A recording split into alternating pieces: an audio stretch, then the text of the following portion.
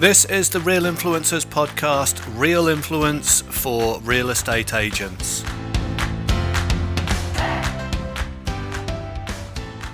So I'm super excited. We've got Marcus Chiminello on today's Real Influencers podcast. This is going to be absolutely fantastic. I can't wait to hear what he's got to share about real estate in general, his path to success and other things. And to get us started, welcome Marcus. Yep. It is awesome to have you here. And to get us started, let me just ask you this.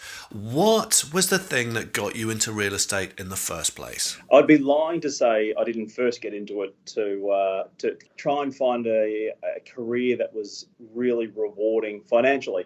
I'd be lying if I didn't say that. And look, that's where it initially started. I came from a building background, so I always had a passion to have involvement with houses. Essentially, I always had this direction that I wanted to get into architecture through my school years, deferred and ended up doing a building career, ended up in banking and finance, and then ultimately ended up in real estate. And going through that journey, it wasn't until I first entered the real estate and I was 3 to 6 months into the journey that I really fell in love with the job. I was really, and I still am, as passionate as I was 17 years ago. And during that time, it's very easy to particularly in great markets, and we've been blessed with a great market here for a couple of decades, and we've had some peaks and troughs along the way, but nothing of really a too challenging nature for most. That I ended up really making the decision where if I'm going to be in this, why be average? Why be mediocre? And I did that. Pivotal moment for me was I wanted to be the best. So if I'm going to do it, if I'm going to dedicate probably 8/10 of my waking hours, 6 days a week to this, why not be really bloody good at it? So that's when I changed. And that was like just literally a 180 on how I looked at everything. And I did the old, unpack and repack. All right, took out everything I had in my career, took out everything I had in my artillery and how I did things, and repacked my life. I go, how am I going to do it? When am I going to do it? And what do I want out of it? And from that point on, which is about 11 years ago, from that point, I wrote, and before that, I was about a $400,000 to $500,000 GCI writer, which would be sitting in an average price point in terms of average agent, to suddenly writing over $1.1 million in 6 months. And it was only because of the way I looked at everything and the way I challenged myself how to work and what to work on.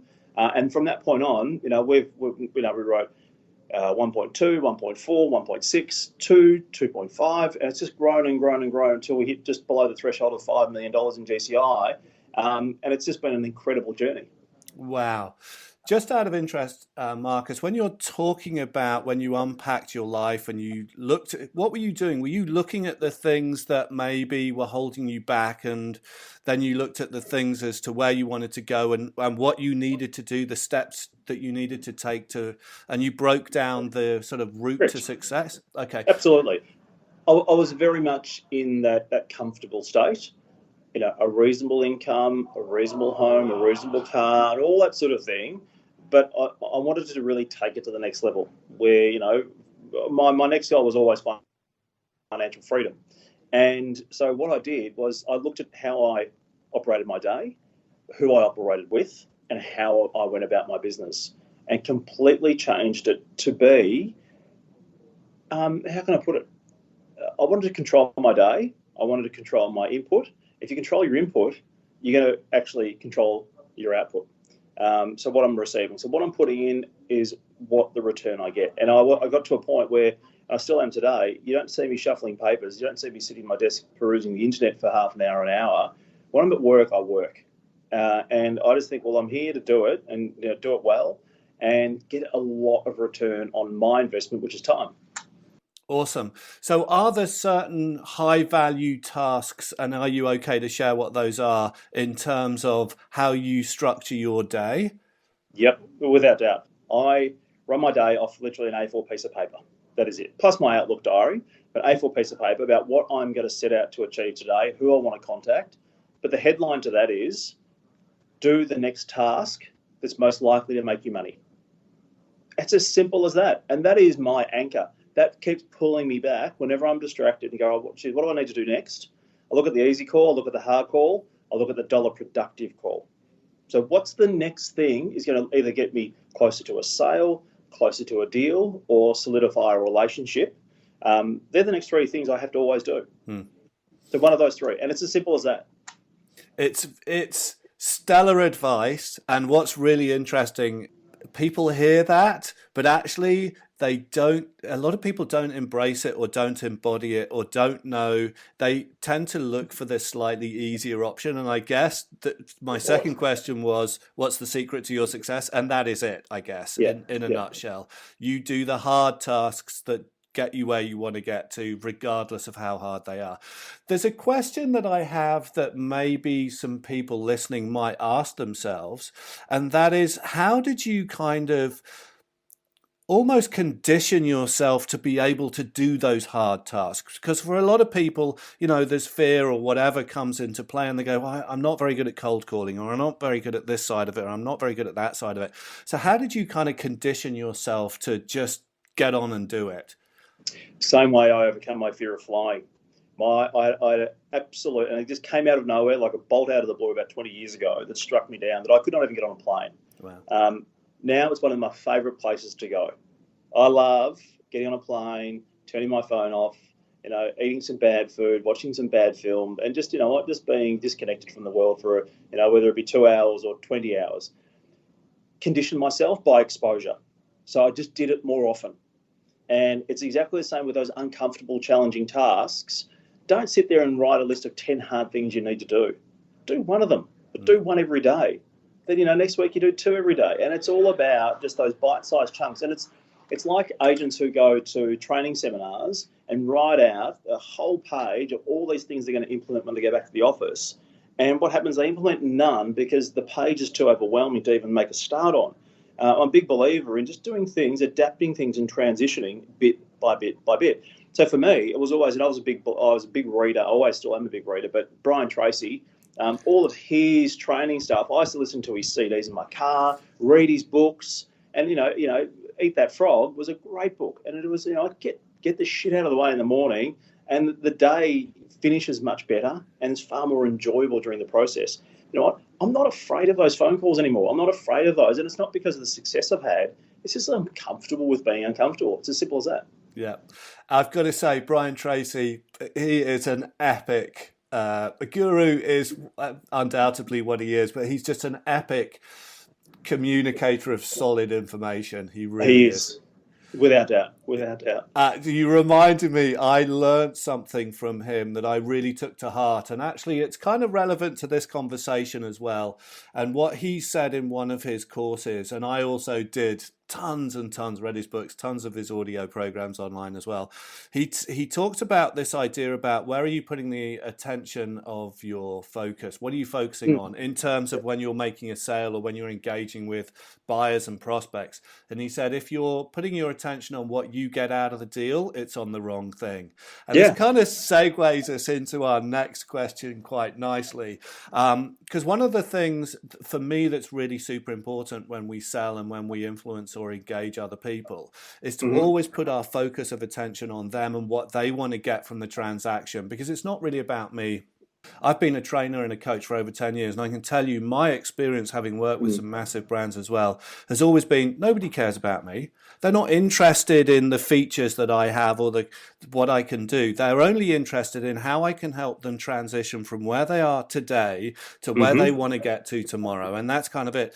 And in a way, I kind of feel that's the same with real estate as well, because ultimately, for me, what you're doing is you're taking the sellers from where they are today and helping them to transition to where they want to get to, which, of course, in the context of real estate, it's a new home, but that new home means something to them. It's not just bricks and mortar and boxes within boxes. It's a representation of a stage in their life. And I think when you unlock that by really caring about them, by really understanding them, it changes the conversation a little bit. And I guess my next kind of question is related to that, because there are a number of stages that agents engage with, whether it's a seller or a buyer.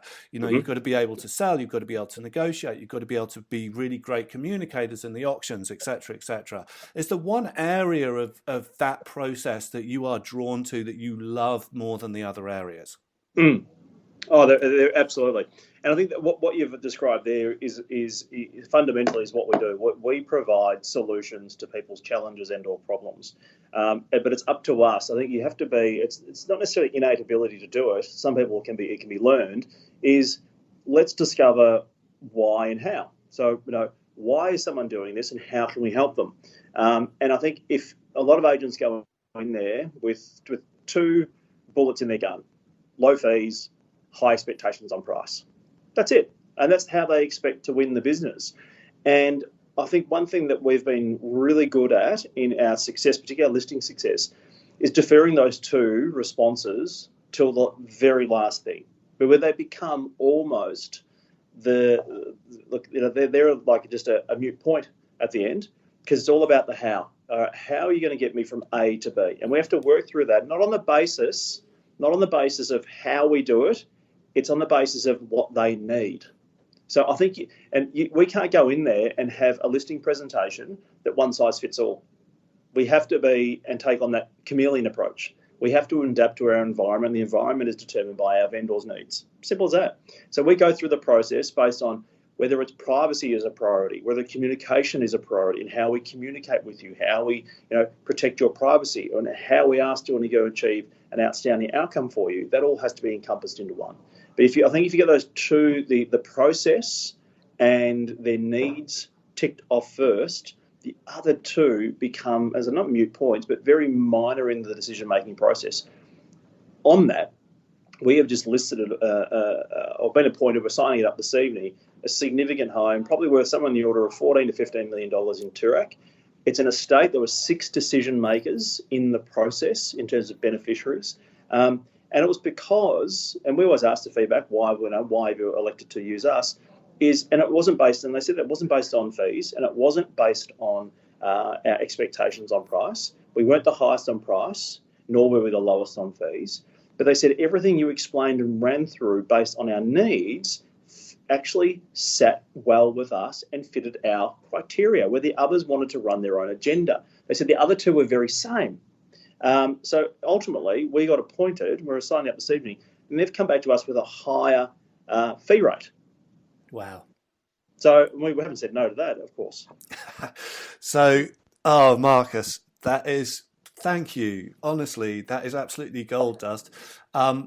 So to put it in a context that I talk about, and just for the sake of clarity, I'll talk about emotional desires. What you're doing is you want to connect with the emotional desires of the sellers and the buyers out there. And actually, when you connect with those emotional desires, price becomes less of an issue. Because if I'm talking to you about the thing that you care most about, and I point out the steps that I'm going to take you through, the process I'm going to use to help you to achieve that thing that you most care about, then price is like, well, yeah. I mean, wouldn't I? It's kind of less irrelevant because I'm talking it's less about, irrelevant. And that's such a fundamental point that, and look, I've owned property for the last 30 years and seen a lot of real estate, mainly in the UK, and that is something that they miss a lot. It doesn't provide you with any sense of longevity in the business, because every transaction is going to be a difficult one because you're not remunerated for your true market value, and you've got this process, a really challenging process of trying to deliver the message of reality to a vendor for that whole time. You know what? And often the guys who go in the highest price, lowest fee end up just setting up the agent who missed it first time round, who was probably a little bit more upfront, to come in and be the second agent to take over the listing and sell it well. So I do thank a lot of those agents out there, because we've been the beneficiary of second time round, but it's not good business. No, and actually, I think it kind of, in my worldview, it tarnishes the industry in a way. Massively. And obviously you want, and in a difficult market, I know the market's turned a little bit now, and we're going to come on to that, but in a difficult market, that tarnished reputation, if you are doing the opposite of what everybody else is doing, then you are seen as, the sort of shining light from the heavens, if you will. I can see you smiling and laughing, because you're just you care about them, which comes all the way back to Brian Tracy and what he said on that It does, podcast. 100%. And it's so important. All right, fantastic. So just to qualify, do you love the listing presentations, the negotiation bit, or the sort of auction bit? Or do you have a favourite or not really? I do. Look, I'm very competitive, so I love the listing process. So the ability to demonstrate before it's happened, this is the hardest thing, because every job we get is a new job interview. So it's like going for a new job interview all the time. I love in those competitive environments. Admittedly, we don't have too many competitive environments. A lot of them are referral, so we are going in there, non-competing against other agents. But when we do, I love the fact that we can demonstrate and we can articulate to someone why they should be using us and how we can best help them over other agents. To win that business is very, very satisfying, because it goes to show that you are doing the right thing. But there's nothing better than doing the deal. Now, doing the deal itself, the negotiations, and particularly in the past 12 months where the market has certainly changed and our environment's changed, how creative you have to get and really roll the sleeves up to get deals done. Whereas, 18 months, 2 years ago, it was that order taking process. It was like a production factory that was coming off the production line where, that's why there's been a mass exodus of agents, particularly in our marketplaces and surrounding areas. People go, this is just too hard now. It's not too hard. This is normal real estate. We've just been blessed with an environment that, for a long period of time was unsustainable. Yeah, totally agree. So that brilliantly segues into my next question. Where do you see the market going? Yeah. And what are the kind of opportunities or challenges within that space going forward in the next 12 to 24 months, for example? It's a great question. I'd love to have that crystal ball that predicts where we're going, but I actually think we're going to be where we are today is exactly where we're going to be in about 2 years' time. I think we're going to have a flatlining market. We feel as though that we have already reached the bottom, maybe even just come off the bottom a little, but it's going to be a really transactional, just a slow-burning market over the next 2 years. We'll have the occasional anomaly. We'll have the occasional great purchase in comparison to where it was maybe a couple of years ago. But that's just normal in this marketplace. If we look at, everyone says it's a 2-speed economy, there's about a 10-speed economy because every industry is going in different directions. Building construction is still going very, very well, and it costs an arm and a leg. Property prices have come off, but they're flatlining. Share markets return. Retail's flat. Manufacturing's flat. So everything's going in different directions. But on a property perspective, yes, we've still got a population and building shortage, which is going to, I think, keep the market stimulated over the time. Provided there's not an overwhelming amount of stock that comes on or nothing fundamentally changes with the share market, I just see it very much just transacting is literally going to be probably in line with CPI over the next 2 years. Where I think the challenges will come will be realistically on a training perspective for agents, because a lot of agents, particularly those who've only been in the industry for the past, say, 5, 7, 8 years, haven't experienced this market that we're in at the moment. So it's really going to come back to unlearning some old skills and learning some new ones. So staying, razor sharp and learning how to keep an open mind and think very laterally when doing deals. And it's not all about auctioning properties anymore either. Auctioning is a really good method to get your vendor to where you want them to get to over a short period of time, but you can also kill a relationship along the journey.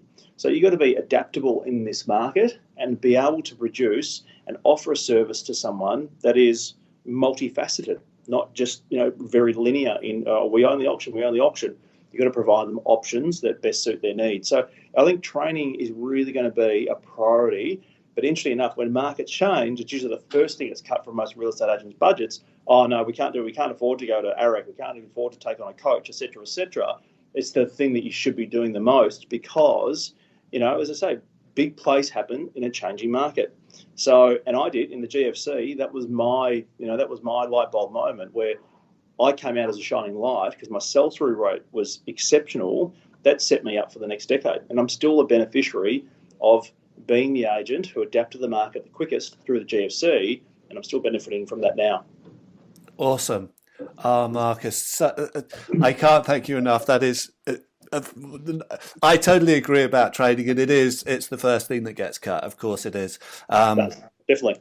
And it's a shame because this, as you say, this is the moment where you need the new skills, where you need that. How do I become more adaptable to the marketplace rather than sort of slightly one-dimensional in my approach. And I've seen that from the front of the training room a lot with the companies I've worked for. One final thing, you kind of covered it, but is there any advice you would give the agents out there who are kind of going, look, I love your advice. I think you're right about the state of the market. Mm-hmm. I actually saw Billy Schroeder yesterday, and he showed me a graph that was super scary that he got from a banking friend of his, which basically showed the peak going up and then this very difficult downward spiral for the economy. And so with the sort of level of uncertainty there is, would you give agents, is there any advice you would give agents going forward? Yeah, just to forget about the market for the time being. Forget about what's happening in the market and control what's happening between your ears. It's so important.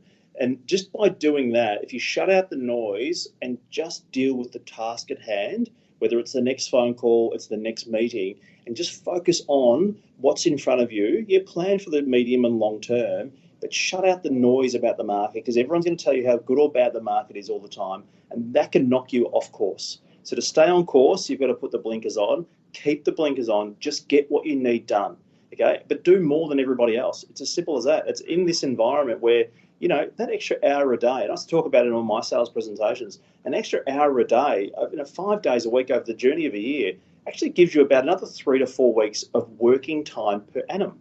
So imagine if you had an additional month of work over your competitions, you've got a 13-month year versus the competitors only get 12.